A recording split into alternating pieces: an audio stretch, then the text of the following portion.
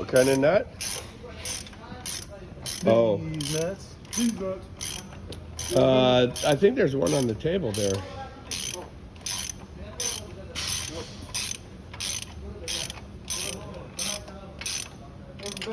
So before this one, you can tighten up because the if you look at the over here, if you look at this pipe, it's got this flex in it, right? Oh, that's the one that comes off of this side? Yeah, it comes off of that side. So that flex there is specific for here, right? So it's gonna go just like that. But we'll wait to put that on till we get the turbo mounted so we know what the angle is. Okay. So that's why we leave the turbo clamps. Go out to the end like that? Yep, just like that. Okay. Yep. That's starting to look El Completo. Need a couple parts.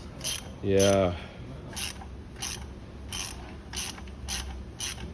I know there's the whole issue with the cooling system, but it would start and run right now.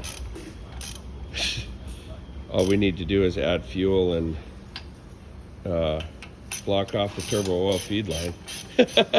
Oil.